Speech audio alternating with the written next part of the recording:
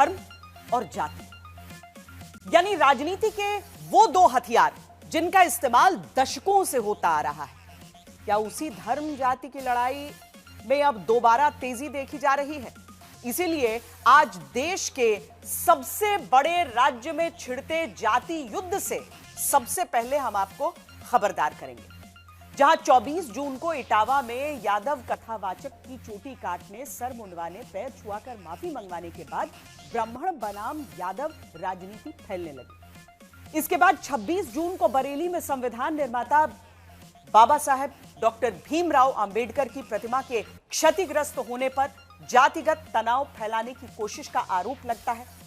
29 जून को प्रयागराज में दलित युवक की हत्या हो जाती है। आरोपी क्षत्रिय समाज से आते हैं, जिनकी गिरफ्तारी भी तुरंत होती है, लेकिन तब तक दलित बनाम क्षत्रिय की राजनीति तेज होने लगती है। 29 जून को ही मुजफ्फरनगर में जाति के साथ धार्मिक तनाव का नया ताना बाना बुनना शुरू होता है, जब कांवड़ रूट पर होटल या दुकान हिंदू है या मुसलमान की जांच के ठेकेदार एक संगठन और उसके लोग बन जाते हैं।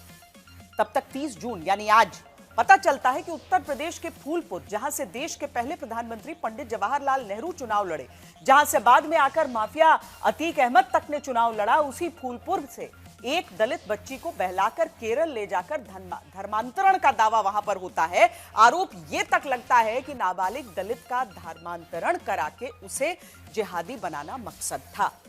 इस खबर के आते ही सब खबरदार हो गए और अब सवाल है कि क्या केवल एक दलित नाबालिग ही इस रैकेट के चंगुल में आई या फिर खेल बड़ा है?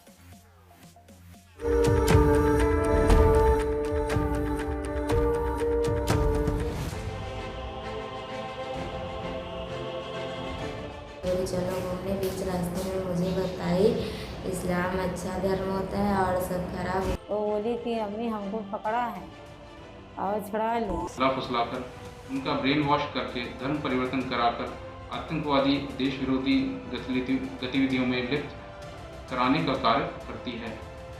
सोमवार सुबह से इस खबर की चर्चा है।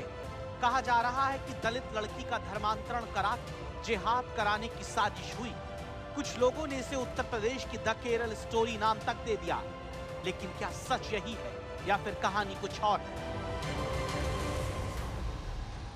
इस खबर में पहला किरदार फूलपुर की नाबालिग दलित लड़की, दूसरा किरदार आरोपी दरक्षा बानो जो गिरफ्तार है, तीसरा किरदार है मोहम्मद कैफ जो गिरफ्तार किया जा चुका है, और चौथा किरदार है ताज जो अब तक फरार है। प्रयागराज के पास फूलपुर के इसी घर में रहने वाली दरक्षा बानो पर जो आरोप लगे, उसने एक बहुत बड़ी चिंता पैदा करने वाली खबर दी। खबर है कि यूपी से दलित लड़की को पैसे का लालच देकर केरल ले जाया गया। उत्तर प्रदेश से नाबालिग दलित लड़की को केरल ले जाकर धर्मांतरण कराने के लिए ब्रेन वॉश किया गया। दावा है कि उत्तर प्रदेश से बहलाकर ले जाई गई नाबालिग लड़की को केरल में जिहाद की ट्रेनिंग तक आगे दी जानी थी। कोटेदार की बेटी के शादी में गए थे 8 तारीख को। उसके बाद दरअसल मेरी सहेली बोली चलो घूमने, बीच रास्ते में मुझे बताई इस्लाम अच्छा धर्म होता है और सब खराब। उसके बाद यहाँ फूलपुरा कैफ नाम के लड़का मिला, उसके फ़ोन से वो बात की ताज मोहम्मद के पास। वो बोली मैं आ रहा हूँ। फिर उसके बाद कैफ ने स्टेशन पे छोड़ा। उसके बाद फिर मैं लोग टिकट कटाई। उसके बाद फिर ट्रेन में बैठी, मैं रो रही थी। दरक्षा बोली क्यों रो रही हो? रो मत, मैं जहाँ चल रही हूँ वहाँ पर इस्लाम शिक्षा दी जाती है और पैसा भी दिया जाता है। फिर ताज मोहम्मद से बीच बीच में बात करते गई। उसके बाद पूरा लोकेशन बताते गई। फिर दिल्ली से बिना टिकट के हम लोग केरला गए। केरला से उसके बाद एक घर में लग गई। मुस्लिम लड़के थे ढेर सारे और बड़ी बड़ी दाढ़ियाँ थी और मुझ जैसी दलित लड़कियों को धर्म परिवर्तन कराते थे और जिहाद की ट्रेनिंग देते थे। और जब ये सब मैं सुनी घबरा के भाग आई। हमारी लड़की 8 मई को दावत खाने गई थी कोटेदार की बिटिया के साथ शादी में, और वहीं से गायब हो गई 10 बजे रात।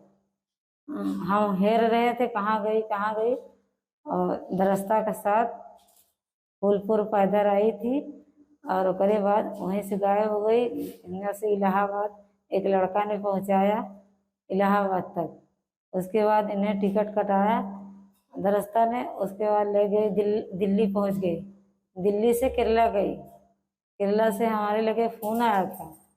वो बोली कि अम्मी हमको पकड़ा है, आओ छुड़ा लो। तो आए, हम पुलिस की इतला दिए थे, पुलिस ने छुड़ा के ले आए हमारी लड़की को।